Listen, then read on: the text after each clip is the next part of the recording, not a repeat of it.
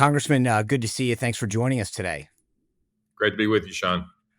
All right, so let's just start. You have been very much in the leadership of fiscal responsibility, of getting our debt down, calling out spending. What do you think of the current deal right now to get the government back open? Well, the current deal is exactly what we sent to the Senate on September 19th.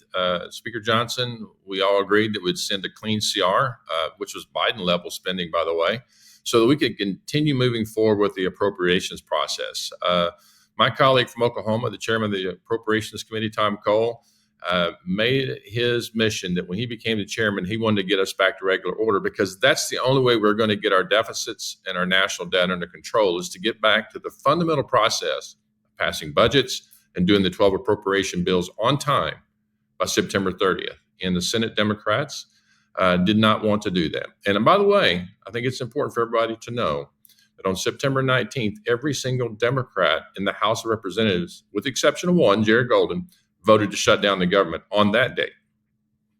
So just for viewers who may not be completely familiar with the appropriations process, when you say Chairman Cole wanted to get back to regular order, explain that to the average person out there in Oklahoma or Montana or California. Sure. So just like your household, you pass a budget and then you work to see how you're going to spend that budget throughout the year until the next year. And that's what Congress is supposed to do. It's one of our fundamental jobs is to come in and pass a budget in the early part of the year, usually by first part of April. And then all the appropriations, there's 12 appropriation bills that allocate those monies across the federal government. And they work to do those, the 12 committees. And the House does that, the Senate does that. They come together, reconcile those bills. We pass them on both the floor of the House, the floor of the Senate. They go to the president, and the government is funded. And all of those debates, by the September 30th, by the way, and all of those debates occur in the committees, occur as we're passing each one of those bills. But since 2000, the only time which is the last time that occurred, we've had these things called continuing resolutions, which basically means, comparing it to your household, that whatever you spent last year, we're not going to spend any energy doing a new budget. We're just going to spend at that level again. And what happens is you have bad spending programs that get funded year after year after year. You get special programs that get added to get those bills passed. And then what comes up is you have a $2 trillion deficit and $38 trillion in debt, and you're asking yourself why. Congressman Cole wants to get back to we're actually having these debates at the budget level and each of the appropriation levels so we get the American government back under control. So why didn't that happen this time? Well, it's because Democrats wanted to take control. They're more worried about the election next year. They're more worried about, their socialist agenda. They want people to be dependent on the federal government. They like these special programs that they can go and find niches of funding levels for them without having to go through the budget process. Chairman Cole has gotten all 12 of the appropriation bills out of the appropriating committees. Senator Thune, for the first time on the Senate side, as he's a new leader as well in January, he pushed through bills out of the Senate committees to get those done. So both Senator Thune and Speaker Johnson are working together to try to right the government fiscal issues. And the Democrats want no part of that. They're more concerned about winning in 2026 so they can get back to their socialist agenda. That's really the bottom line. All right, guys, if you're looking for that amazing snack, then you got to do what I do right now. I've gotten into Masa chips, all natural, 3 ingredients. That's right. Corn, seed oil, and salt. That's it. Crunchier, tastier. These are Maha approved snacks. You are not going to regret it. My tip, get the variety pack. Go to Masa, M-A-S-A chips.com, masachips.com/Sean, S-E-A-N for 25% off. That's masachips.com/Sean. Use code Sean for 25% off. So the Democrats seemingly held out and did this. I think it's a stunt because they claimed they wanted to deal with subsidies to Obamacare. So let's kind of take this in order for a second. They argue, at least in the Senate, that they got to vote on extending the subsidies. So let's start with the subsidies. Will the House take them up, and what would the view be of the House? Well, first of all, let's talk about us getting back open today. I think it's a huge shout out to the 8 moderate Senate Democrats that said we've got to get the government back open. Too many people are suffering. And that's really the bottom line of what's happened here is these CRs do not work when it comes to shutting down the government. They haven't worked. They won't work. We have to do our job. I think what you're seeing, Sean, more importantly, is the underlying message. And you saw this last night in the Rules Committee meeting when Minority Leader Hakeem Jeffries and the whip, Catherine Clark, said, we need to add, first of all, healthcare is too expensive. Well, wasn't that the whole premise in 2010 when they passed Obamacare, was to get healthcare affordable? I mean, it is in the name, Affordable Care Act. And time again, the Democrats have plussed up more spending. We've seen the cost of healthcare rise exponentially. We've seen fewer opportunities for doctors. We've seen hospitals close across America. And what we have to do, and what we've been doing as Republicans this year on Ways and Means, Energy and Commerce, is having hearings on healthcare, how to lower healthcare costs for all Americans, not just those that are on the exchange, the Obamacare exchange. That's where things are going to really get taken care of. There is a lot of bipartisan concern on healthcare costs. We have industries that want to help on that, all the components, because everybody knows this is not sustainable. So that's really the premise behind making laws and us abiding by those laws and not doing these continuing resolutions and shutting down the government, hurting our military, hurting our air traffic controllers, having 42 million people on SNAP benefits that are going hungry because of the Democrats' failed attempt to plus up and spend literally hundreds of billions of dollars more on a failed program called Obamacare. Okay. So, I just selfishly think of myself. I employ people. They have health care. I'm seeing these premiums rise. I don't want a subsidy in the sense of just having the government throw good money after bad. Well, fairness, I probably do. But my point is, I don't want you guys to keep enabling this. You're the chair of the House Policy Committee. What is the Republican? What are the contours? What are the outlines of a Republican plan for healthcare to replace Obamacare? Well, you're not going to replace it as we tried for 70 times. You're going to have to modify the existing plan. And those are today's workplace is much different than even in 2010, where the only place they could get a private insurance plan is to go work for a company that had insurance. I was in business for 35 years. One of the reasons I ran for Congress is because the insurance for a company to supply that to their employees was growing exponentially after Obamacare in 2010.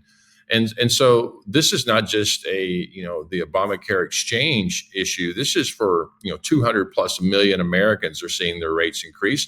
And these Obamacare subsidies that they're talking about, the premium tax credits that they shut down the government over, only impact about 2 million people out of that 200 million people. So we have to sit down and look at the entire.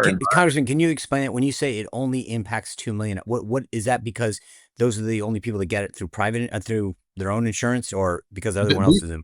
Well, it's the people that were added in, making 400% of the poverty rate, up to around $160,000 of income, that were added in 2023 with the Democrats' limited extension of COVID era relief.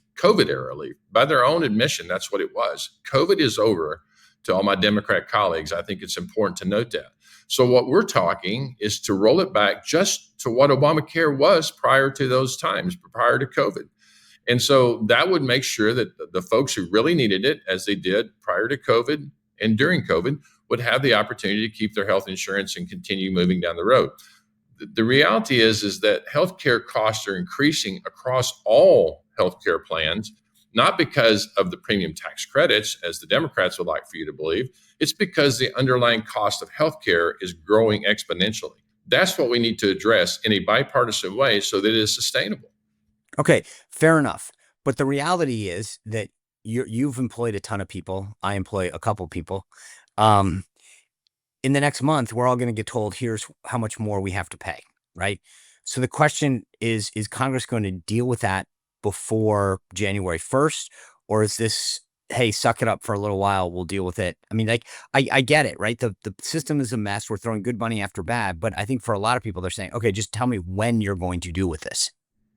Yeah, I think it's important, Sean, for us to note on here is that we're not going to, this program, this premium tax credit things that the Democrats are arguing for, these don't help anybody that are currently working in jobs and getting health insurance to their company.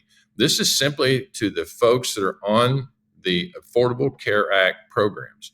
The ones that were expanded back in 23 to include people to a family of two, working couples making $320,000 a year, getting upwards of $40,000 of credit going directly to the insurance company, by the way, regardless if a single dollar is spent on that family or not. We need to get those payments in the hands of the people who are actually paying the premiums, which are the individuals. This is what the president's advocated for. So I've got a couple of bills that talk about this. It's something that the late Senator Tom Coburn talked about back in 2007, that if you really want Americans to drive down the cost of healthcare as a consumer of healthcare, I mean, we as consumers, we buy our car insurance, our house insurance, and our life insurance. Why can't we be educated enough to buy our health insurance and go shop? Totally agree. And so put the money in the hands of the people who are actually buying the product. And that's what we're trying to get done. Okay, so two things. If you work for a company right now, ABC Corporation, is what I'm hearing you say, this issue of the subsidies isn't really affecting me if I'm not going to the exchange. Is that fair? That's fair. Okay. Secondly, to your point, prior to Obamacare, I could go out and shop different insurance plans. I could say, I want a health savings account, a medical savings account. I want a very robust program. Maybe I have genetic issues and I want something that's going to cover me because I'm a hypochondriac. We've lost that. And so the question that I think is important, and for you as the policy committee chairman, is there going to be the wherewithal to just solve this quick fix for those people who are dealing with the subsidy issue? Or is there going to be a larger discussion on how we revise Obamacare as a whole? Well, so I'll quote what Hakeem Jeffries said, that if we, and Adam Schiff and others have said, if we give money to the American people, and you think about this statement, this response, and you can go validate what I'm about ready to tell you. They said, if we turn around and just say we're going to give money to the people who actually buy the healthcare, that somehow we're advocating for insurance companies and we're going to let insurance companies off the hook. You think about how ludicrous that statement is. They're basically saying that the American people, the ones that are on the Affordable Care Act, directly on the exchange, are not capable, not smart enough to actually buy their own health insurance. That is insane. I think that's the way you're going to fix it. As you just alluded to, you can go buy what you need, not what somebody else is telling you. And in this case, what somebody else is telling you is the federal government. And what we're seeing is a little glimpse on how bad government-ran healthcare really is. This case is showing you that we've had exponential cost growth. We've had lack of access to the doctors we need. We have fewer doctors getting in, more working for hospitals today. And we're having the access to hospitals being diminished. And you have to drive miles. In the case of Oklahoma, you got to drive miles to the bigger cities. And so this is not working. We have to look at all these components. The quickest fix will be, how do we get these monies directly into the people's hands? That's something we can do pretty quickly. So, Congressman, for people who aren't familiar with your background, I think you've lived the American dream. Like, you bought a company, a McDonald's franchise, and then bought another one and bought another one, bought another one. For a lot of people, that's the American dream. Buy something, work hard, achieve greatness.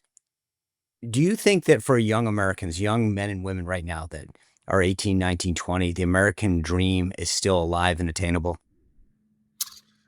I do. It's much different today than it was when I started back when I was 18 or 19, some 45 years ago. But I got to tell you, Sean, this is probably one of the most driving comments that you just made. Is why I'm in Congress. Because, again, the late Senator Tom Coburn was a dear friend of mine, and we were having breakfast, and he told me, knowing my background, he said, I don't think that a person that has your background could achieve the success you have had in America today. That was a motivating thing to me, which is why I fight every single day for, regardless of party, regardless of where you come from, that you have access to the greatest opportunities that this country gives you, so much different than any other country in the world. And we have to fight for that every single day. We cannot give up on that. That's what keeps me coming back here every single day, is to make sure those opportunities are there for the people that have the least, like I did, that grew up with no running water, no indoor plumbing, and sit here and lived on food stamps. I see this, I know this, I've breathed it, and I'm going to do everything I can to make sure that people have the same opportunities that I had. For a lot of young people in particular, they like not even just the American dream piece that you've witnessed, but just home ownership is kind of out of reach. What is there a role for the government? And part of this is I do wonder if this is a government role. Like, should the government be trying to tamper with the process? We've heard 50-year loans, all this kind of stuff. As someone who has sort of seen this process play out, like, what if a young person comes to you and says, Congressman, I want to work hard, I want to live the American dream. I don't know that I can own a home anymore. What could you be doing in Congress to make that more achievable? I think it's a great point. I just went through this with both of my sons about 3 years apart in Oklahoma. It's very expensive, and what we're seeing right now is the follow on to when you have a high inflationary period. My first house in 1987 that I purchased, I was 28 years old, 27 years old, and my interest rate was 14%. 14%. And we compare that today to 6%. So that's a relative issue, but I think the underlying cost, we saw a rise in about 40% in cost of building a home in about a 4-year period. That's not sustainable. We have a lack of inventory. Before I got into Congress, I did real estate development. I developed hundreds of lots, built homes. So I see this. I know this. I know a lot of the builders in my area. I've seen this across the country. So having a 50-year mortgage rate is not going to solve our problem. I think, we saw the blowback on that, and it's the rightful blowback. Extending car payments over 10, 15 years so that you can afford a car that you couldn't otherwise afford is not a solution. Right. We have to look at the underlying cost, just like we're talking about with healthcare. In the business that you were in, owning multiple McDonald's franchises, I'm sure inflation was something that you dealt with all the time. The cost of cups, ketchup, beef, fries, healthcare. Where are we right now in terms of inflation? Like, I feel like affordability was the big message we got out. And ironically, I think a lot of people who are struggling probably go to a McDonald's right now because they need to get a cheaper meal. When from the flip side, when you're running a McDonald's, or in your case, several of them, how does inflation impact you as a business owner? What comes at you from multiple items? In a home, you're looking at really, fuel for your car, food for your home, and you're looking at, energy to supply the heat and cooling for your home. And so you've got really three different impacts, but it also impacts clothing. It's no different than that in a business or restaurant business or any other. You have multiple line items and they're all getting impacted. Utility costs are going up. Obviously, from the onslaught of AI, needing data centers and energy. You look at what's going on with water quality, and so you have government mandates to drive it up. The list goes on and on. And insurance costs are exorbitant, both on the property and casualty and health side. So you have to look at all of these. You have to see what price you have to charge to the consumer in order to pass these along. And you can't always pass along everything because you become uncompetitive. So this narrative that some of the Democrats are saying that businesses are gouging the consumer is just not true. Businesses are in business to provide a great experience, whatever business you're in, at the lowest possible cost. And so as we look at all this, it just shows you what some of us been around long enough to see. When I came out of high school, President Reagan was getting sworn in. And it took him 6 years to overcome the Jimmy Carter inflation.